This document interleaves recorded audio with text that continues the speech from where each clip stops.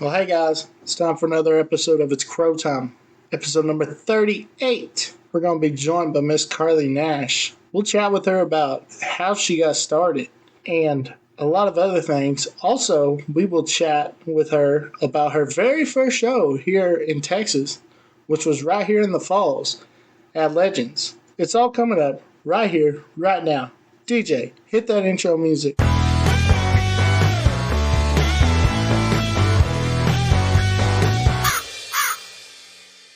Alright, folks, so tonight kicked off the Fort Worth Music Festival and Conference in the Stockyards. Tonight, Ariana Ortiz and Mark Laughlin, Rick Lambert, Michael Hosty, and Kevin Fowler kicked it off.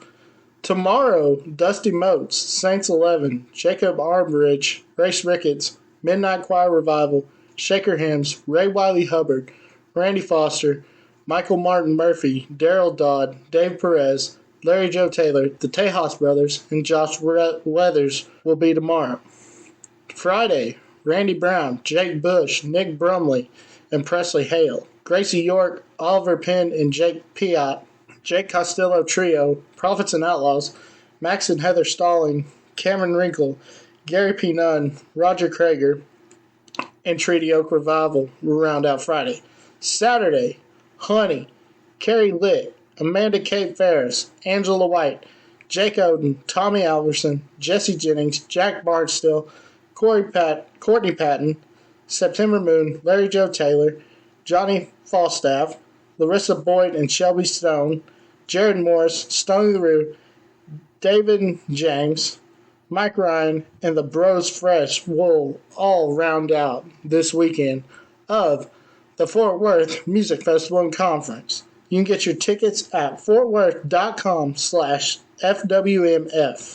In Abilene, Texas, happening March 31st through April 1st, is the Outlaws and Legends Music Festival. It's going to have Kevin Fowler, Mark Powell, Roger Krager, Stone LaRue, Exile, Gary P. Nunn, Cody Canada The Departed, William Beckman, Dale Watson, and many more. And we now do have the whole lineup on Friday. Gates open at 1 o'clock. And it'll start off with Mickey and the Motorcars at 2 o'clock, Jamie Richards at 3:15, Tanner Usra at 4:30, Cody Canada and The Departed at 6 o'clock, Mark Powell and Carly Pierce, and then Gary P. Nunn at 11 to round out day one of Outlaws and Legends. Saturday, gates open at 10 a.m. The Davis Brothers will go on at 10:45. Landon Talley and Jackson Hatch will go on at 11:45. Ken Foe will go on at 12:45. Dale Watson and his Lone Stars will go on at 2, followed by William Beckman at 3:15, Exile at 4:30, Stone LaRue at 6, Kevin Fowler at 7:30, Willie Nelson at 9:30, and rounding out, Roger Krager will finish it out at 11 o'clock. And then April 24th through the 29th in Stephenville, Texas at the Melody Mountain Ranch. It's once again time, folks, for the Larry Joe Taylor's 34th annual Texas Music Festival, and it'll feature Co Wetzel, Shane Smith and the Saints, Randy Rogers, Mike Ryan, Josh Abbott, Colby Cooper, William Clark Green, Corey Kent, Caitlin Budds, Roger Krager, Treaty Oak Revival, Kevin Fowler, Tanner Usry, Red Clay Strays, Randy Foster, Courtney Patton, Josh Weathers, Slade Coulter, Jacob Stelly, Bree Bagwell, Gary P. Nunn, the Tejas Brothers, Gracie York, Tommy Alverson, Larry Joe Taylor, and many more. And we will know that full lineup, I believe, tomorrow morning. So go to Larry Joe Taylor Music Festival on Facebook so you'll be ready for that announcement and you'll get that full lineup. And you can get your tickets at, you can get your tickets at www.larryjoetaylor.com/Texas_music_festival/ticket/information. Folks, it's time for another historic festival, and that is going to be the Calf Fry Festival at Tumbleweed Dance Hall. Thursday, May 4th, is going to feature Larry Fleet, Caitlin Butts, Wyatt Flores, and Cam Allen will be doing the after party, and headlining on Thursday is going to be Parker McCollum. On Friday, it's going to be Giovanni and the Hired Guns, Treaty Oak Revival, Charlie Hickman Band, and Reed Southall will headline on Friday, and the after party will be the Hoosier Brothers. Now on Saturday, it's going to be Casey Donahue headlining, but it'll feature Mike Ryan, Cameron Marlowe, Tanner Usrai, and they'll have the Battle of the Bands winner, which they will be having the semifinals this weekend. So if you're up in Stillwater, I think it's only $5. Go check that out at the Tumbleweed. And the after party is going to be Tyler Halverson. So again, that festival is May 4th through the 6th. Single day GA and single day VIP, 3-day GA, 3-day VIP parking passes are available now at www.calfry.com. So you're not going to want to miss that, folks. And it was announced today, folks, that June 15th, 16th, and 17th in Duncan, Oklahoma, it'll be the first ever Legacy Fest. It'll be Thursday through Saturday. Thursday will feature Cody West, Jacob Stelly, Kylie Frey, Parker Ryan, and closing out the night with Corey Kent. Friday will feature No Justice, Them Dirty Roses, Holly Beth, Matt Williams, and Giovanni and the Hired Guns will be headlining. Saturday will feature Treaty Oak Revival, Ryan Charles, Slade Coulter, Gracie York, Dalton Domino, Jordan Nix, Chris Canterbury, Shelby Stone, Travis Roberts, and Craig Campbell will be headlining to round out that festival. You can go get your tickets on sale right now. Head over to legacyfest.co. 3-day passes start at $100. If you use the code YEAR1 at checkout, then you can get that discount because they're $150 without the code until the 14th of this month. Camping passes are also available now with pricing based on which section of camping you are interested in. Can't wait to get this going and excited to see what Year One has in store for the Legacy Fest. See you there. So you do not want to miss that festival, folks. Again, you can get those tickets at legacyfest.co. And here's Uncle Gordy to tell you what he's got cooking up. Highway 30 Music Fest coming to you live from Texas Motor Speedway. We're going to hold a music fest October 19th through the 22nd. You're Gordy. You're Cody Jinks. Can I come to your festival? Absolutely. Would you like to come be the headliner? October 21st? Yes, Saturday night. I'm in. You're in? Hell yeah. You know what, y'all? We got Cody Jinks. We're going to announce him as our first headliner for October's show, and I am so excited. God bless. Take care. See y'all real soon. Bye. Folks, they're going to be holding a music fest at Texas Motor Speedway October 19th through the 22nd. And we now know that Brothers Osborne will be playing also on October 19th, but announced today, Miss Ashley McBride will be playing October 19th as well. You can get your tickets right now on sale at highwayhwy30tx.com. Get them before they're gone at that $259 price, because once they're gone, they're gone. But we're super stoked for that festival, and I think that's all we got. So we'll be right back. And joining me now is going to be Miss Carly Nash. What's up? How you doing? I'm pretty good. How are you? Oh, I'm doing just fine. Just enjoying life. Yeah, I hope we all are. Yeah.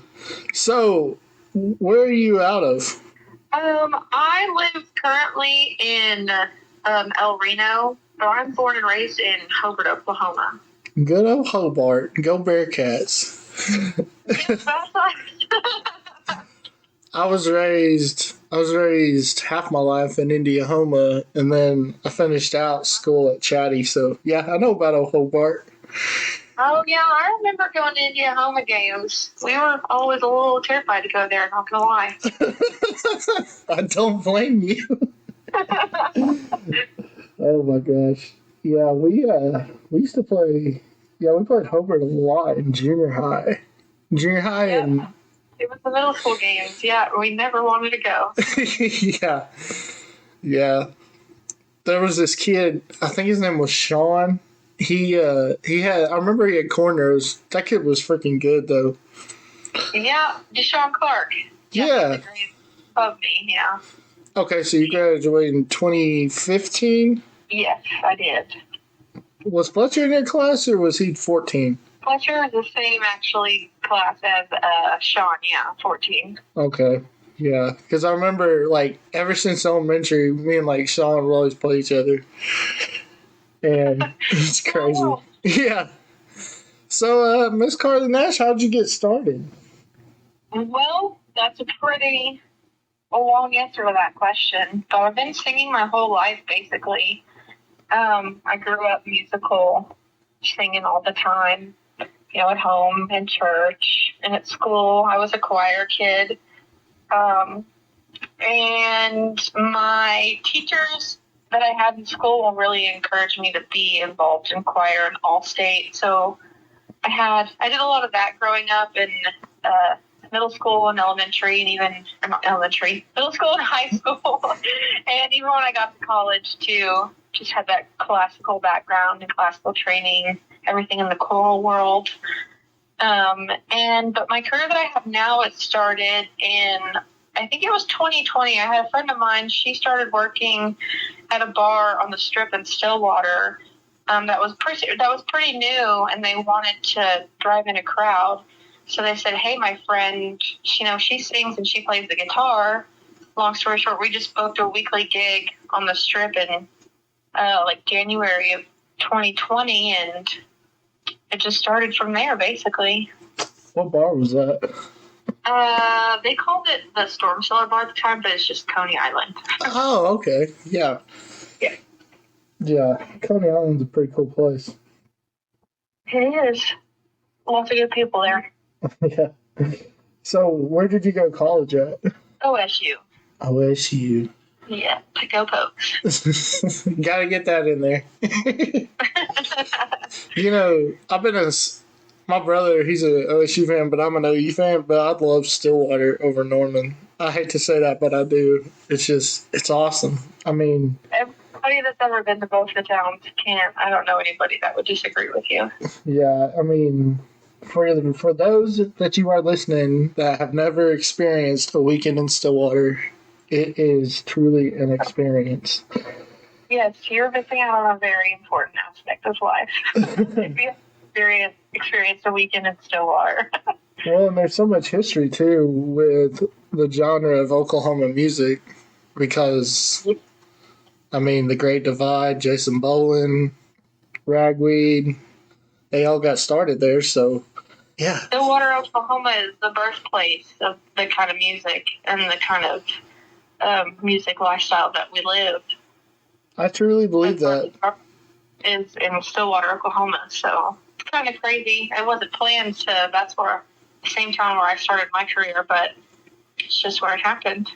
Yeah, and it's always, I always tell people, I'm like, it'd be so cool if I could go back in time to those times, chilling at the Yellow House, just listening to Mike and Cody and Jason and Bob and Tom Skinner, just listening to all of them. It'd just be awesome.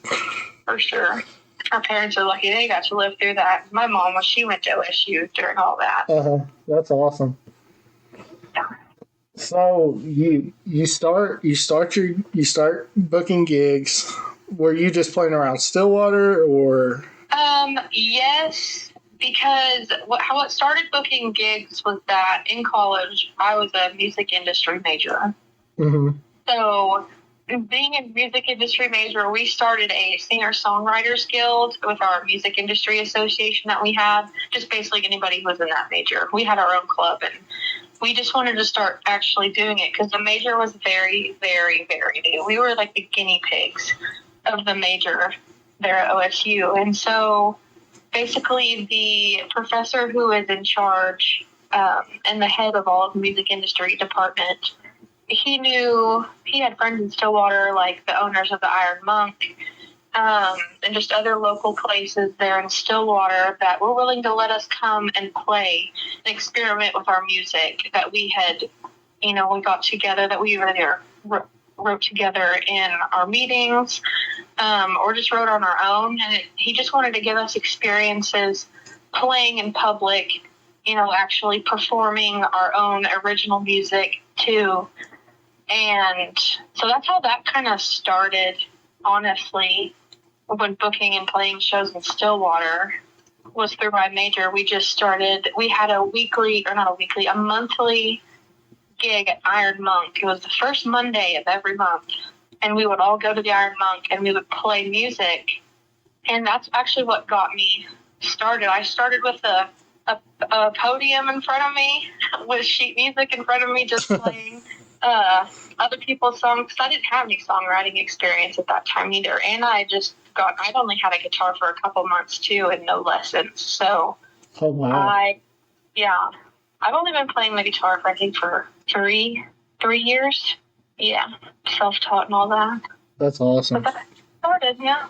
So do you read music or do you play by ear? It depends on what instrument you're asking me to play. Reading music, since I grew up in the choral and classical music world, I've been reading, sight reading and sheet music my entire life. I know how to do that. But if you gave me sheet music for a guitar and everything, I'd be like, I don't know what that is. I don't think I've ever listened. So I just figure out what it sounds like and then I play it. So were you in the FFA choir too, or? Actually, I did not grow up in FFA or anything ag-related. Oh, yeah.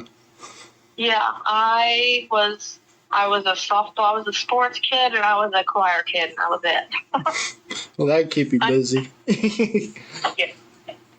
No ag stuff for me. Y'all pretty good at softball, weren't y'all? Yeah, we were state runner-up my senior year. I was supposed to say, I remember y'all went to state one year. That's crazy. Not to brag, but my class, we were the best at softball in the history of the school. Oh, wow. Yes. In the school's history, the best year was when the 4 years I was in high school. Not to brag. And is that the same year the football team went to state? Because I remember they went to state. Definitely not. The last time Hoover football went to state was actually 1997. Okay, maybe they got... That they won state. So the 25 years ago, the year I was born, is when Hoover went to state. Well, maybe they got close, because I remember hearing, I was like, wow, Hoover's pretty good. Yeah. Of course, y'all were pretty good at basketball. When I was in school. Y'all were pretty good at basketball, weren't y'all? The guys were all right, I think. But other than that, no. Hoover's only really good at track, I think. Track? Softball, yeah. Other than that, I think we're just your average school. We're all right.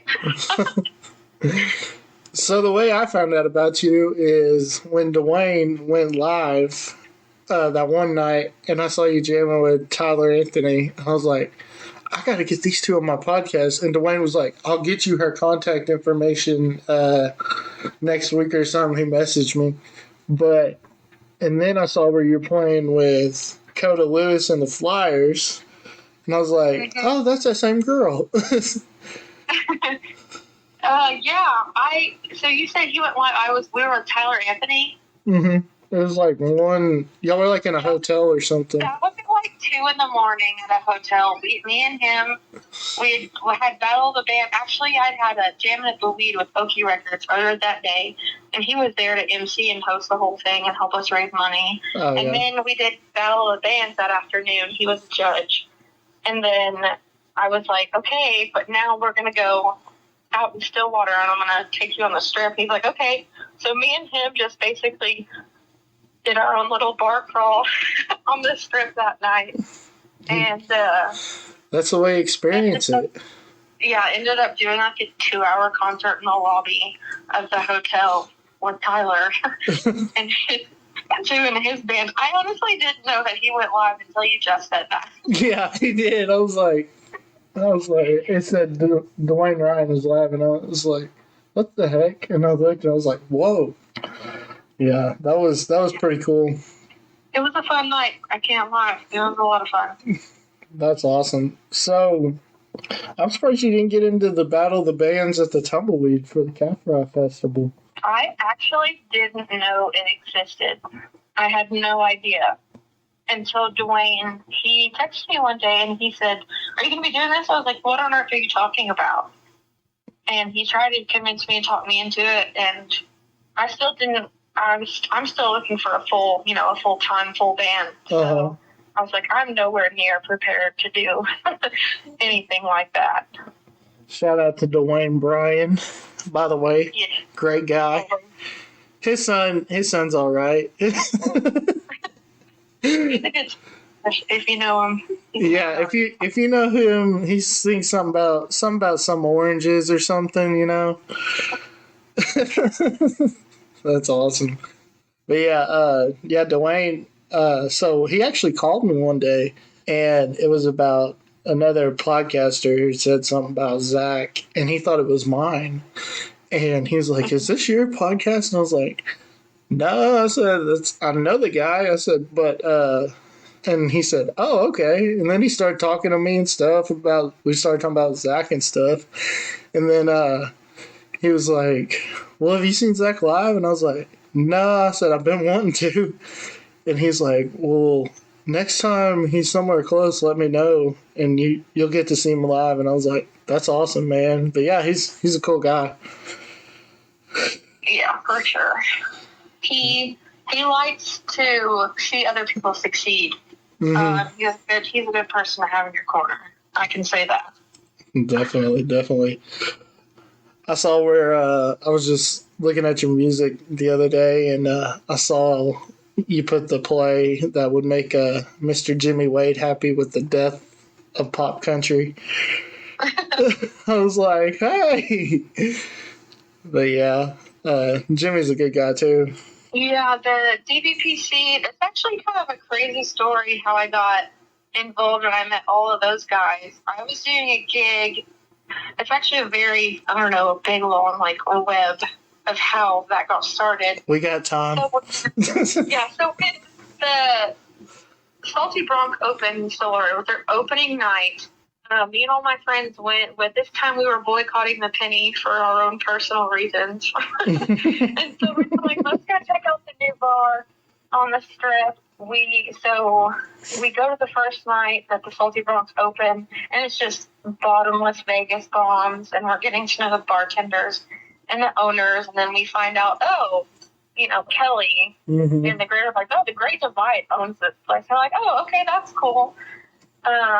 And some of their friends are also co-owners too. So those co-owners owned a bar in Oklahoma City called McFinn's Pub, and I did gigs there a lot in the past couple of years. And one night that I had a show, somebody was there in the audience, was taking videos and sending them to somebody, and he came up to me and he said, hey, I got this guy who is putting together like a little festival and stuff in Oologah, Oklahoma, at the Iron Horse. I was like, okay. So he sent, and this person who was talking about was Jimmy. So it was a friend of Jimmy, sent all these videos to him, and Jimmy sent them to Scott and the people at the Iron Horse there. Said, oh my gosh, we have to have this person come play.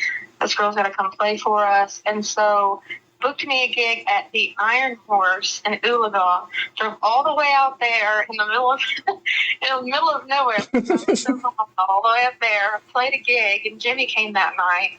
I met him, and then he got me in touch with Scott Yahtzee, the owner of Death Before Pop Country, and then it just kind of went from there too. That's how I got involved with them. So just somebody happened to be at the right place at the right time, who knew somebody else, who knew somebody else, who knew Dwayne. So who knew Dwayne's cousin?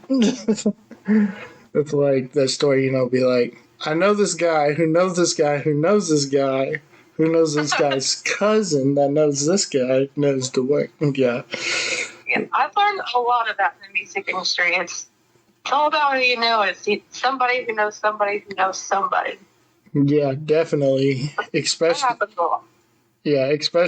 in the genre that, like the Americana genre and everything, and Oklahoma definitely. Oklahoma, it's starting to boom. I know. I hope it goes nowhere but up from now. Yeah, definitely. It's been interesting. Do my part to be a part of it too. Yeah, my brother, he plays and stuff, but then my cousin is Wyatt Zane. So I know who that is. Yeah, so got family in it. A lot in it. But so you come down here. Was this your first time in Wichita Falls this past weekend? Yeah. I didn't even ask my parents yesterday, have I been here before? They're like, no, you've never been to Wichita Falls. So, yep, that was the first time in Wichita Falls. That was actually the first gig in Texas that I'd done. Oh, wow. I was pretty excited about it, yeah.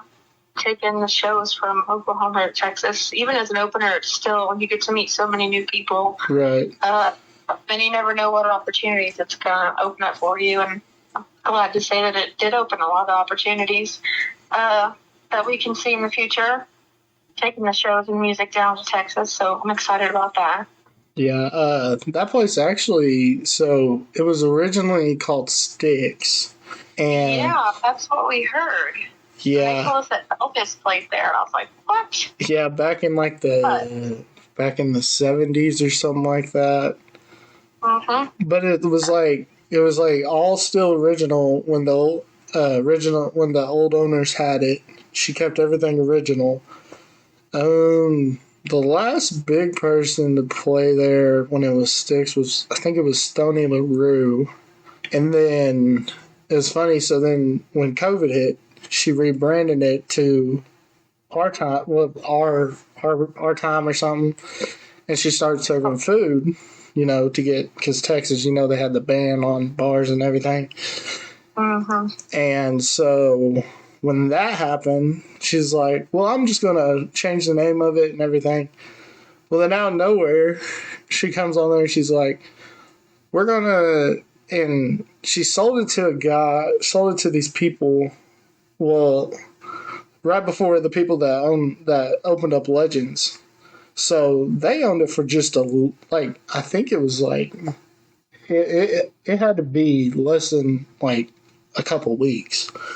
And then Legends came open, and I was like, So I think that might have been, don't quote me, but that might have been like one of the first shows that they did out there. I think so. Actually, yeah. Yeah. Because the only reason I say that is because they were checking out, we were basically like the little guinea pigs for their like new sound system that they were interested in having. Yeah. So they said that they're slowly trying to get live music back and make it what it used to be. Yeah, it's starting. That environment, so. Yeah, it's starting to come back to, like, they're starting, like, just even at, like, KYC, they're starting to get, like, bigger shows like they used to have. And then they're opening a new venue out here, out my way. It's right next to a racetrack, actually. It's called City Limits. And I think they're going to have their first concert in April. And I think Geo is going to be the first concert out there. So it'll be interesting. I hope it goes good, because I'd like to see more venues, because when COVID hit, there was a lot of venues that closed around here, but now that a lot of them are opening back up, it's good to see. Yeah, for sure. It was not fun when COVID and hit, because I just started, performing in. Oh, wow. The live music was in January 2020, so I'd only been doing it. I only got to do it for a short amount of time, even though it was weekly. And then COVID happened, but we didn't want, being in Stillwater, nobody wanted that to happen. Nobody wanted to actually stay home and do all those, abide by the rules. And, but we still wanted live music. And that's when we started Kelly at the Salty Bronc. We started those COVID concert beds that we would all just show up, just performing, the owners, people to set up the equipment, and just do those COVID concerts and live stream them. We still tried our best to keep music alive when all that hit. And we definitely succeeded. It was more than successful. It definitely kept our motivation going when it took a very long time for live music to come back. And now I can say it's definitely back and more booming than it has been in a long time. Right. I saw where Outlaws is doing live music now, because Willie shut down their live music, but now they're doing it over at Outlaws. So that's pretty cool. Yes, I did hear that not too long ago, and I just thought that was crazy. I was like, why in the world would Outlaws do live music? Just because that wasn't a thing when I went to school there. Right. Yeah. It makes sense because the crowds they draw, it's like, why wouldn't you do live music? For sure. Yeah. If you got a big old dance floor, why not? Yeah, exactly. And they got a big old stage in there, too. Mm-hmm. It's like, why don't you? It's like a no-brainer.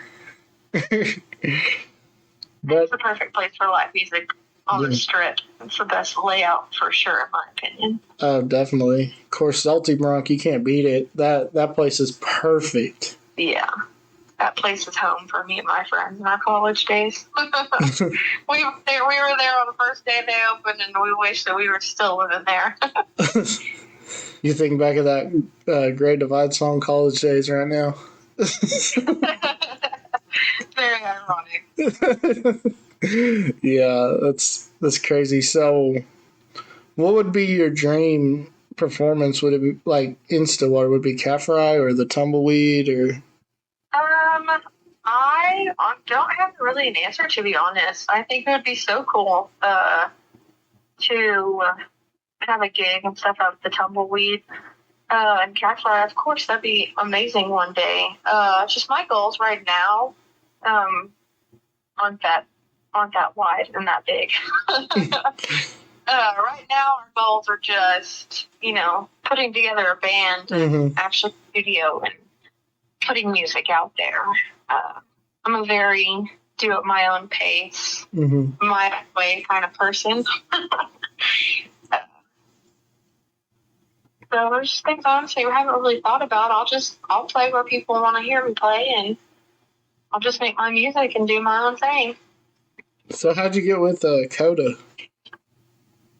But that's actually a funny story as well. One weekend, I was up here working, and my parents called me, and they just said, "Hey, do you want to do a bar crawl down in Fort Worth?" And I was like, yeah, sure, let's go. Left to work, and we went down to Fort Worth one weekend, and my parents were like, "So why are we doing this?" And they said they wanted to check out the music scene down there in Fort Worth. Oh, wow, yeah, that's awesome. It's close to Hobart. It's convenient. It's just a good place, obviously. I mean, if you're ever in Stockyards, it's an amazing place to be for live music. And just, meet the people who work there, find out info. And I can't remember what place we went to. I think it was the Thirsty Armadillo is where we were at. Uh-huh. And they had some guys playing there, and one of them actually was Wyatt Baker, I think. It was in Stockyards, and I wasn't sober, so I'm pretty sure that's who it was. But it had this, just a group of guys doing a song swap, and turns out Coda was one of them. But I recognized the one from Oklahoma that I had met before. So I just went up and talked to him afterwards, and I was like, "Hey, I'm from Oklahoma." I was like, I've heard of you, and introduced myself, and they recognized me too. And so I met Coda and just said, if you ever, want to play shows, just, hit me up. And here we are, probably about, I don't know, maybe a year later. And he just messaged me and he said, "Hey, we got a show and we need an opener for Wichita Falls. You want to do it?" And I said, "Hell yeah." So, and I forgot that happened too, because when I went down there in Wichita Falls and I met the entire band in person, I was like, "So how did you know?" And he said, "We met down in Fort Worth." I was like, "Oh yeah, that happened." I'd want too many Jello shots at the Thirsty, huh? Yeah, during the middle of the day, yeah. So. Oh man, yeah. There's a lot of good places to play there. Filthy's right next to it. McNasty's, that's a great place to play. Then across the street, it used to be Whiskey Girl, but they revamped it to Rhinestone Saloon, and that's another great place. Yeah. And, we'll definitely be taking shows down there at some point this year. Who was that guy from Oklahoma that you saw at Thirsty? I want to say it was Wyatt Baker, but I also don't want to say that. Right. It's like, I think it was this guy. I barely remember that that encounter happened to begin with, so. Yeah, there's a... My memory aren't the greatest. It's not the greatest source to rely on. If you know me personally. Oh, yeah. I don't need to remember things. There's a... Do you know who Matt Moran is out of Altus? Actually, yeah, I've heard people have told me that name before. Yeah, and then my buddy, I don't know if you've heard of him, Richard Cliff Jr. I don't know that name. There's actually, they opened up a place in Hobart, didn't they, for that, they do live music now. I forgot the name of it. If they do, I'm totally unaware of it. Yeah, because, and then I'll tell you where there's one, I couldn't believe it. We went there one time. It was in Lone Wolf at Y'all Come Back Saloon or something. I think it's in between Lone Wolf and Granite. Yeah, it's always been called the Outpost, but then I think somebody new owns it, or I don't really know what happened, and they renamed it to the Y'all Come Back Saloon. I was like, I played there once before. It was a good time, just because it's all people from Hobart that come. Right. It's just a big hometown crowd to perform in, and those shows are usually so much fun because people in the crowd, they're just easy to interact with. Everybody. So those shows are always a good time over there in Lone Wolf. So have you played like up in Weatherford and like Elk City and all that too, or? Yeah, I've been all over the state. To Elk City, to Oologah, to Copan, and oh wow, yeah, you've been all over the place. Down in Altus, over all the way to Broken Bow. You name it, I've probably played there. Have you played in Lawton yet? I actually stay away from Lawton. I have my reasons. I don't blame you. I'm not a big fan of going to Lawton, to be honest. It's not my favorite place in Oklahoma. There's like 22 years I spent living around there, and I moved down here to Wichita Falls because I met my wife, and I love it here. It's just like, it's kind of, it feels like, I don't know, it's like a big city. Coming from me, freaking living in Faxon in Indiana all my life. And then came here and I was like, dang, this is huge. But like people are like, oh no, it's like a small town here.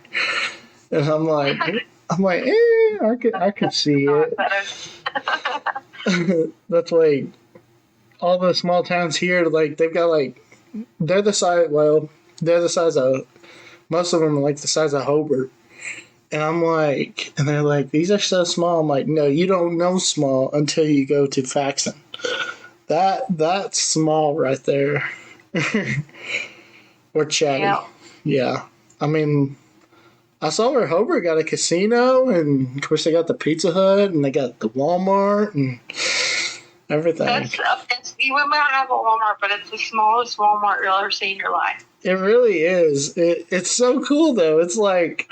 I feel like it's the only Walmart in its existence.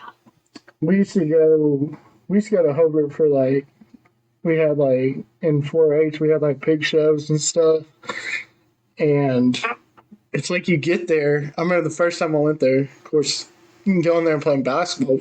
We just go to the gym and then go home. But I remember the first time, it seemed like we were driving forever, and then all of a sudden I saw a Pizza Hut and a Walmart sign. I was like, what the heck? But yeah, definitely a crazy story. So back in my dad used to be a pastor at Indiana, and back in 2010 or so, we thought that we were going to have to move to Hobart, actually, but... because the way it works, they sent a pulpit committee they sent one from First Baptist, and they listened to him preach and everything, and never heard back from them. But yeah, did you ever go to Falls Creek when you were in high school? I did not. I grew up in the Catholic Church. Oh, okay. I was about to say, they had a big old cabin. Hobart did at Falls Creek. I'm not educated on Falls Creek whatsoever. I couldn't tell you what. I didn't know Hobart had. Well, I guess I didn't know Hobart had a Catholic church. Yeah, that's part of my musical background as well. Growing up, we have somebody who sings every Sunday, and being the person who was the singer, I think my mom probably made me do it because I sang. They call it the position is the cantor, and so I was a cantor at our church for 10 years. Wow. Growing up. Yeah, so they started me off doing it really young. So I went to church every day straight for 10 years. Every Sunday for 10 years straight. I'm right there with you. 12 years straight when my dad was a pastor. Every Sunday and Wednesday night. But yeah, it was definitely experience living in Indiana. I'll just leave it at that. Because I think, isn't Corn Bibles over that way? And I think they're Mennonite.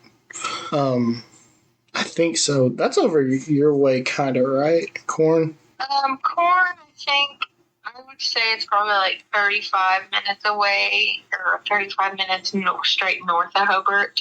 So you got to go through Blair and Cordell to get to Corn. Okay. Before you get to Clinton. That's right. Yeah. So. I had to think about it there for a minute. It's been a while. So, out of all the songs you've written, what is your favorite and why? It's definitely got to be a song I wrote called Don Wayne. It's a song about my dad. His name is Don Wayne Nash. His name is actually my middle name too. And I wrote it at a time when we had a lot of opportunities knocking at my door, basically. Mm-hmm. And at the time, they all seemed right. They were amazing opportunities, but it's just something that didn't work out in the long run. That was also financially didn't work out for us. But part of that journey was sitting down and really tapping into the songwriting and just really exploring what I could do just on my own. And I sat down one day and I was like, you know what? I feel like writing a song. And I just sat down. I'm pretty sure I just wrote all the words in like one sweep at it. I just wrote all these words down. Okay, here's what I'm going to say. I probably had a little tunes just stuck in my head. Mm-hmm. And I wrote a song about my dad. That was just completely unintentional. I had no plans to ever write a song about my dad. And we're real super close too. Me and my parents, we're a terrific trio, the three of us. And so yeah, I wrote a song about him and just our relationship. He's a great guy. He's one of a kind, for sure. If you listen to the song, that's basically the point of it. He's a one of a kind dude. Now, do you have that one recorded? I do not. I only have our release that week, our studio session that I did with Dead Folk Pop Country. That's the only thing I have live and out there.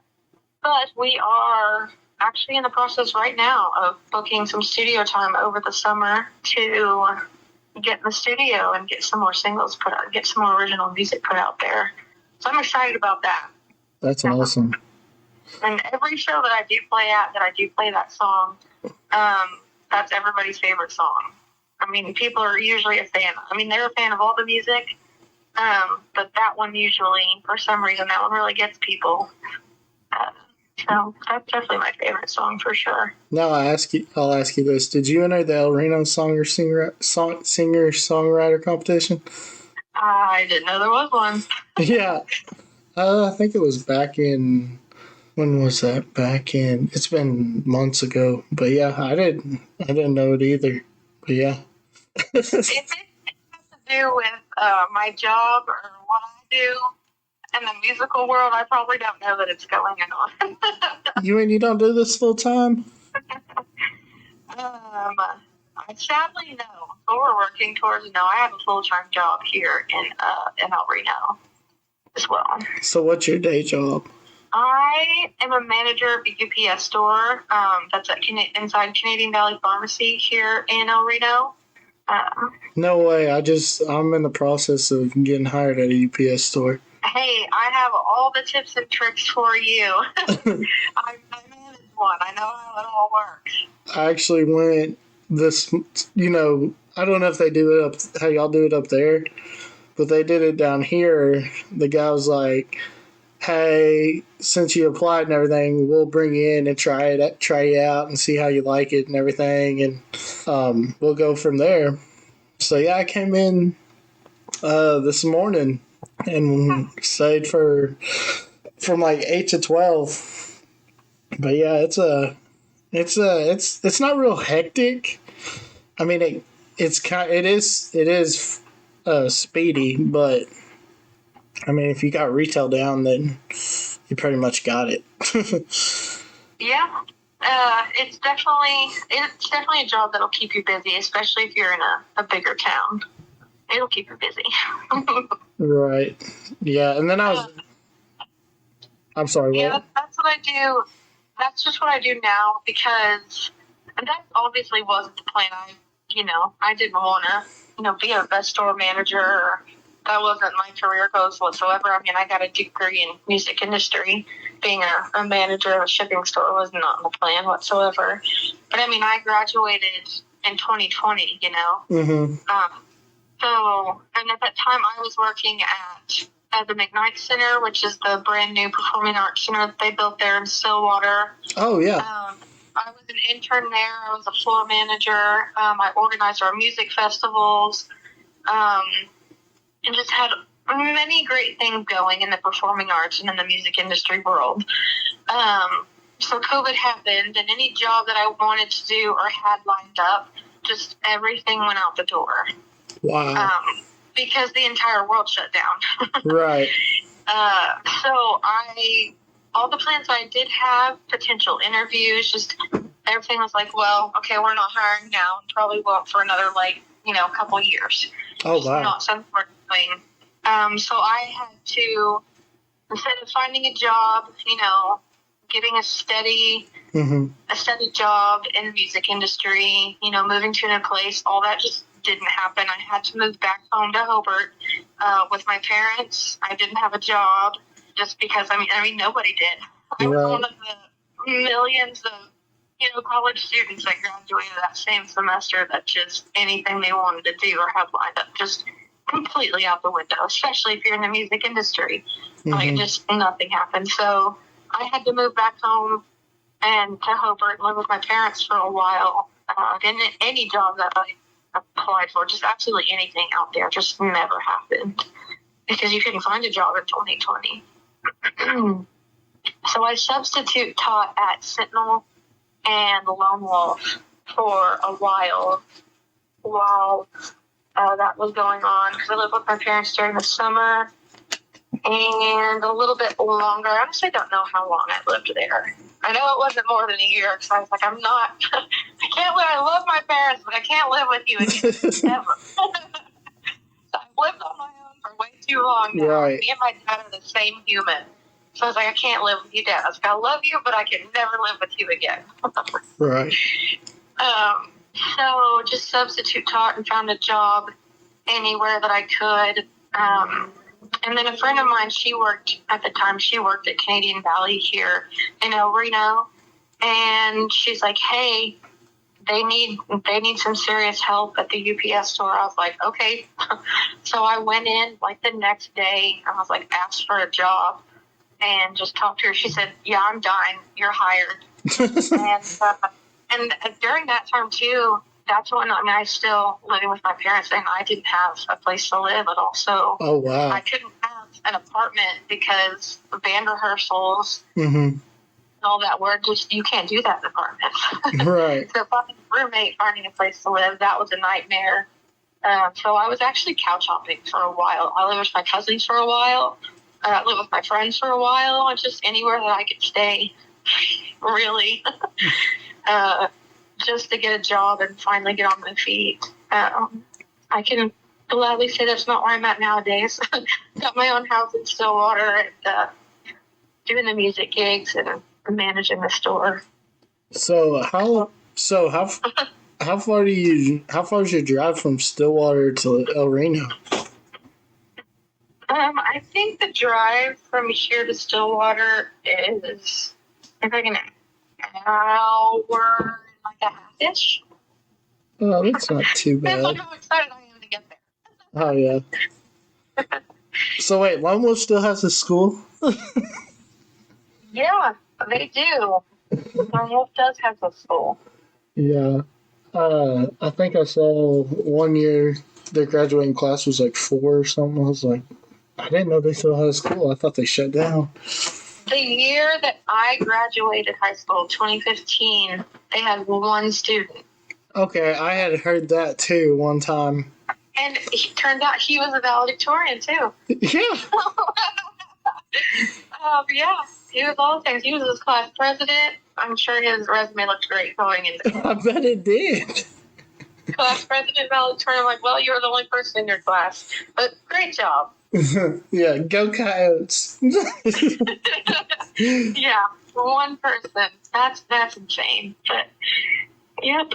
I remember we went there for a scrimmage one time when I was in Indiana, and I remember, like, to get on the court, they had a swinging gate, and I was like, what the heck is this?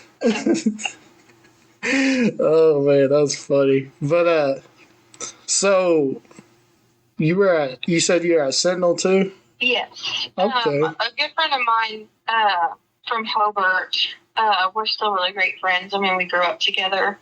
She was also substitute teaching at the time because in 2020 she was learning how to and going to training to be a flight attendant. Oh, wow. Obviously, that got cut off real quick as well. Like, she moved to Virginia and she had all this training, and then, 2020 hit, and that just threw her, career dream out the window. So she had to come back. I'm trying to think. My old youth minister, he used to coach up there.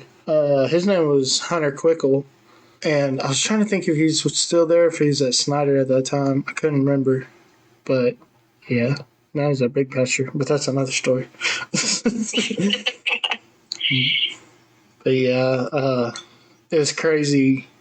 I went to the playoffs the other day to regionals, and I was like, oh my gosh, this brings back memories. And then I saw I think it was Sentinel made it, and what? Yes, Sentinel made it to area. I could not believe it. I was like, what? Crazy. Yeah, I thought, The Bulldogs. yeah, go Bulldogs. Yeah, we used to play them, and we played them in baseball when I moved to Chatty, but we didn't play them in basketball. But they had a kid that looked like Clayton Kershaw. It was, I do remember that. They had a picture that looked like him. So, when you got to Stillwater, did you ever think about walking on and playing softball, or? Actually, yeah. So, growing up, softball was my life. Mm-hmm. That's what I wanted to do. That was gonna be the path. But my sophomore year in basketball, I tore my ACL. Oh, dang. I had surgery my sophomore year and didn't get to play again until obviously junior year. Mm-hmm. I got to play sports my junior year. When you say play sports, if you're from a small town, you play sports. That means you play every sport. Right. I like it around. Right. You're not just a softball girl, just a basketball girl. You play it all.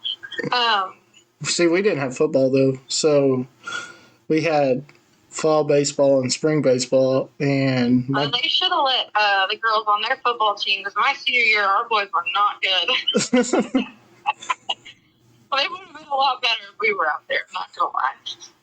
There was so my junior year, I love playing baseball, and my coach, he's actually, well, it's funny. So he wasn't there. He's actually at a junior high tournament in Sentinel, and we were in the cage, and I was soft tossing to my buddy, and he hit one. All I remember is hearing ping off the bat, like it was a dinger, like it would have been gone. And I mean, we were sitting there. We just had like just a net cage. We didn't have nothing fancy, And we're sitting there, and next thing I remember, I I heard the ping, and then I heard thump, and next thing I know, I woke up, and everybody is like off the sandlot. Everybody's gathered around me. What had happened was, I don't know how. They said I must have been smiling after I threw the ball, but when he hit it, it knocked my two front teeth all the way back, bent them all the way back, and knocked out one of my canines, and that was it. I was like, you know what? I think I'm just gonna stick to basketball. I had a lot of injuries. Yeah. Because I got to play junior year, and then that's also in a time when I really was getting better at basketball too. And so I did. I always played summer ball with softball. Parents made me. Mm-hmm. I would never tell anybody that I enjoyed it, but but I also before senior year started, I was on a traveling basketball team too, and like playing AAU ball, like MAYB and Greg Swain and all that. I honestly don't remember, because I blocked a lot of that part out of my life for many reasons. But it was our very, very first game of the summer season, and not even 2 minutes. And it was my first time playing basketball since the first time I tore my ACL. Oh, yeah. Not even 1 minute into the game. They tip the ball off. We go down to our end. I get it down there in the post, and I fake one way, try to go the other, but I immediately went down. Sure. Completely tore everything in my other knee. Oh, my gosh. Yeah. So I didn't get to play sports at all my senior year of high school. Dang, that sucks. Yeah. And as a high school kid, that's dream shattering to a high school kid. Well, yeah, because your dream is either, in softball to make it to Hall of Fame, or in basketball, make it to the big house. Yeah. And I got to play at state at Hall of Fame before. Oh, yeah. I'm not gonna lie, we were talented. I was a shortstop starter when I was a sophomore, so. Oh, yeah. And we were good when I was high school, like I said, and we got to play a lot of cool opportunities at state, at the Hall of Fame. But not getting to do it your senior year, it sucked. It was awful. Yeah. It was a bad time. As a poor teenager, that's just, the whole world was taken away from me. Right. So. Oh, sorry. No, you're good. So that happening. If you don't get to play sports your senior year, that just really threw up what I wanted to do going to college. But looking back, I know that I feel like it happened because it made me focus on music. And I can still be hurt, but still be singing. Right. And I did. So I did that instead. And that's when I got into voice lessons, because at Hobart, after my 6th grade year, we had a different music teacher basically every single year. Just because, choir was not popular at our school. Mm-hmm. And so it was a different music teacher each year, but I could tell I liked it and I wanted to do it, every year. And my parents wanted me to be a part of it too. So I started taking voice lessons from the head of the music department at SWASU. His name is Daniel Ferris. My parents put me in voice lessons. And so singing is what I focused on my senior year of school.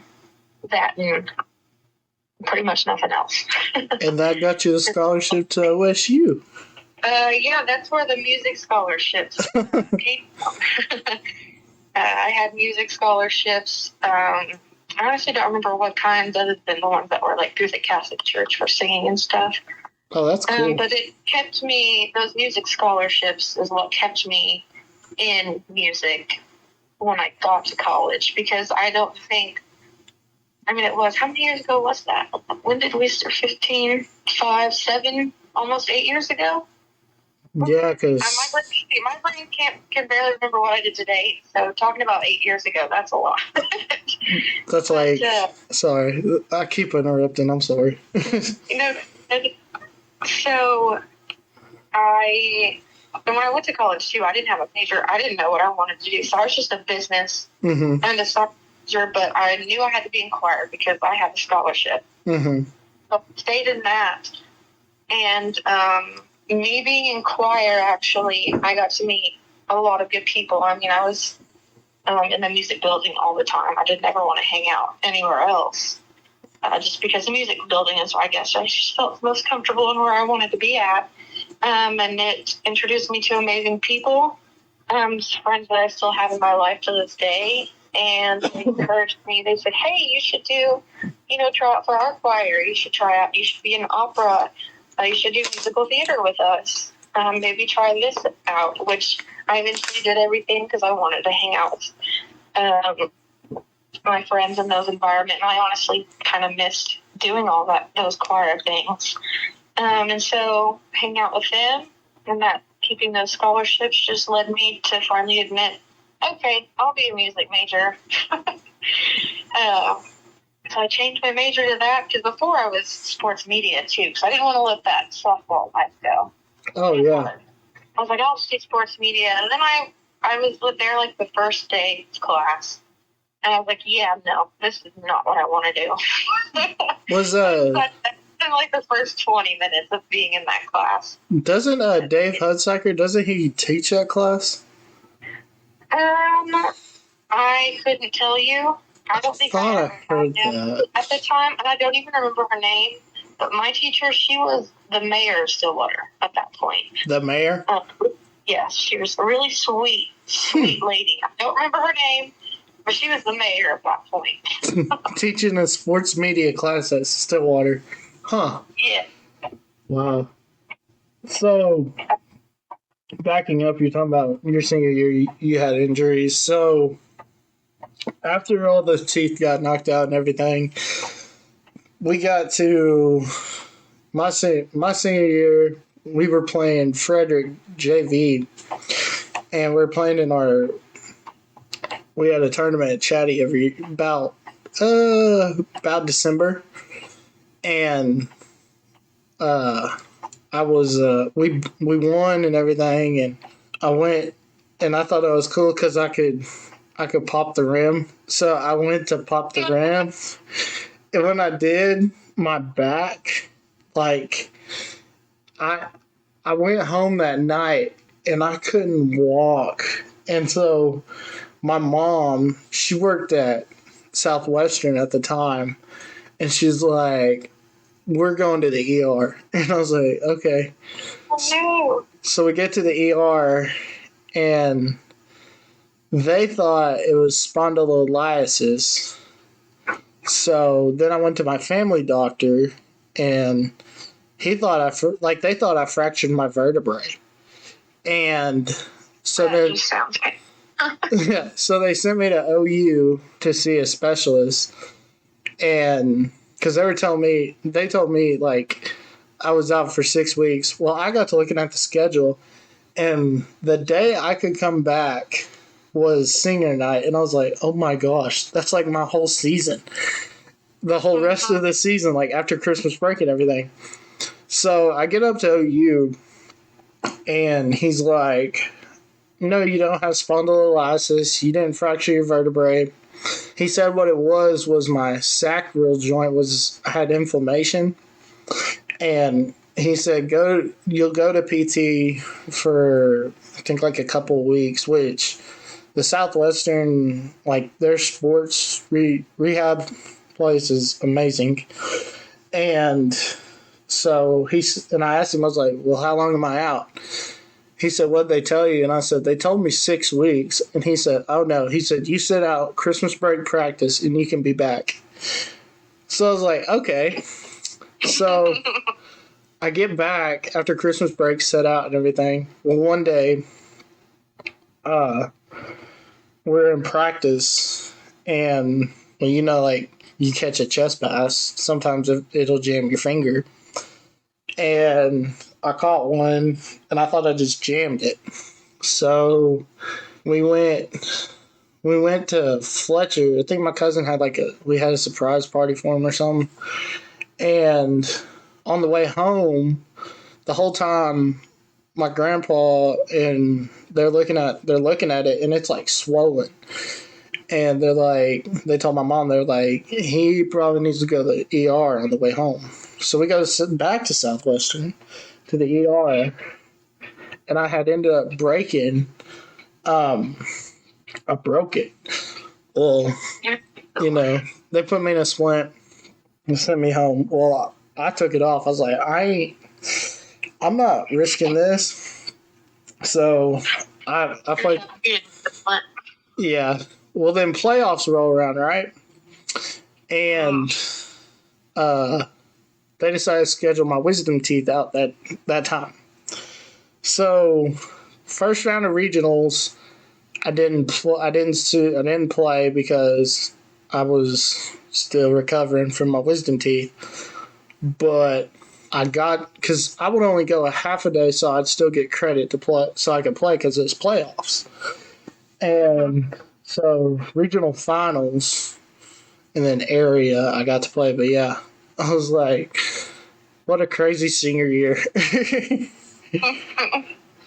Oh man. Yeah, definitely can relate to that. Yeah. So did you play intramurals like up in the Colvin when you got up to Stillwater?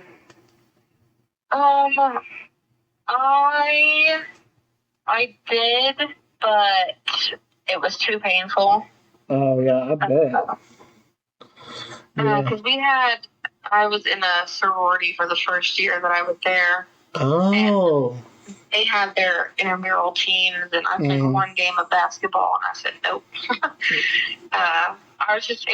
It was too much. I was too scared, and I just what you got to do to play basketball was way too risky. And still way too difficult for me to be doing. So I tried, but we did. The only intramurals I did play was softball and football.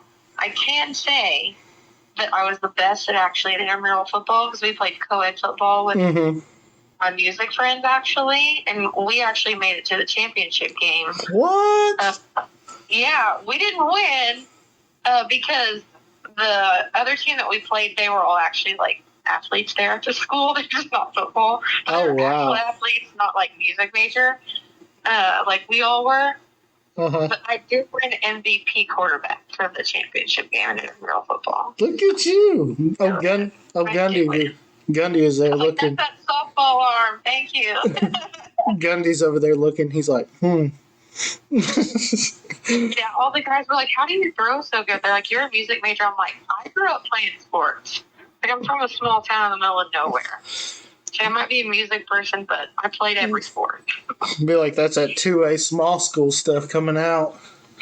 So that's that state runner-up championship shortstop arm right there is what it is. Yeah, that's crazy. I'm not exaggerating when I said we probably would have made the boys' football team better in high school. Well, Granfield, there was a girl that it was in 2015, and she played football, and because this girl from Chatty wanted to set a screen on her, and she knocked her over. I was like, whoa, but yeah, that's crazy. So y'all got to play at T-Boom Pick. Y'all got to play at Boom Pickens for y'all. Did y'all get to play there for y'all's intramural games? No, we weren't that special. Not even for the championship? God. No. And The only time we did do that was when I was in my sorority, for homecoming and stuff. It was my freshman year, and we won the football. They call it football frenzy. It's just like football for the fraternities and sororities. So they got to play in Boone Pickens. I wasn't on the football team because I did shows. They wanted me for singing, not my athletic abilities. Right. Which I was butthurt about, but yeah. It's like, this is the dream. No, you need to be singing and do shows, not play football. Like, okay. See. Makes sense. Yeah. I went to Cameron for 2 years, and their sororities and fraternities were weird because they couldn't have houses and stuff, and it was real weird. But yeah, I did get plugged into the BCM. That was a really good experience. Had fun going to that.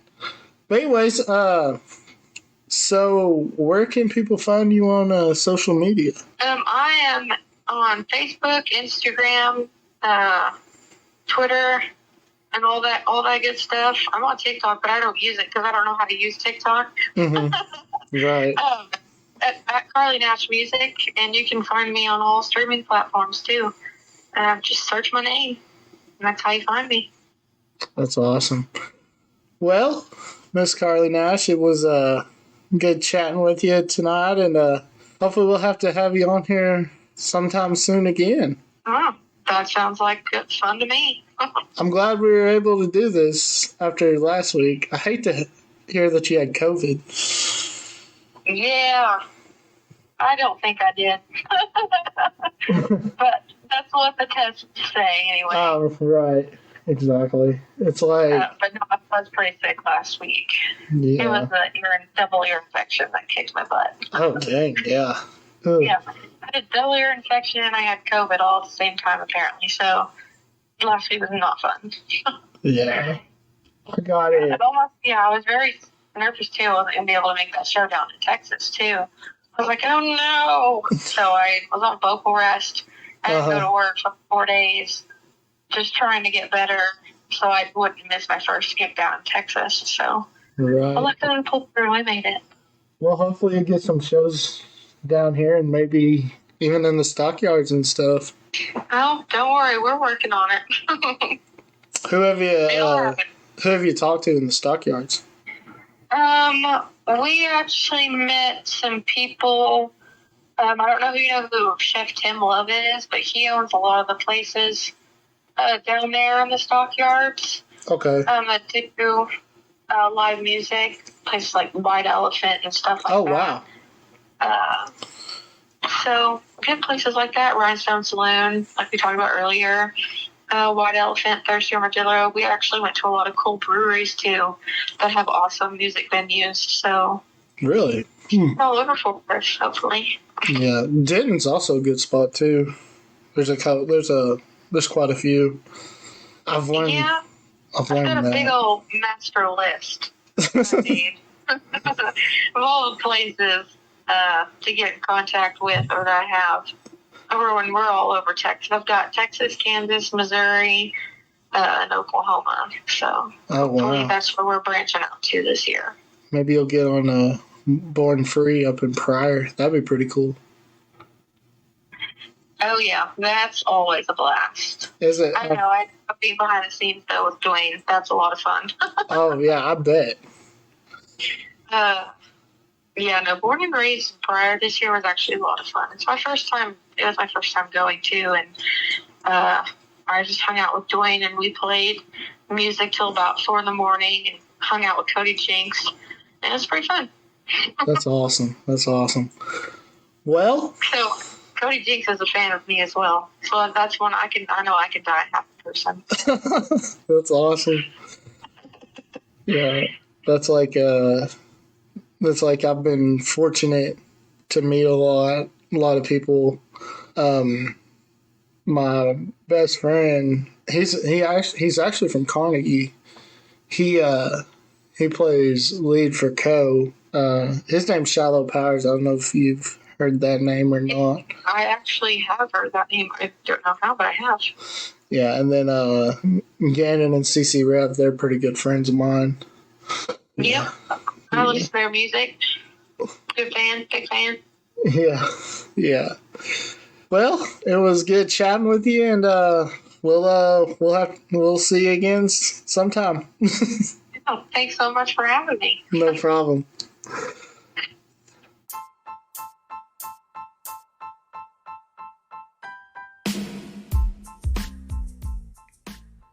Have you heard of the new company right here in Wichita Falls called What's Up 940?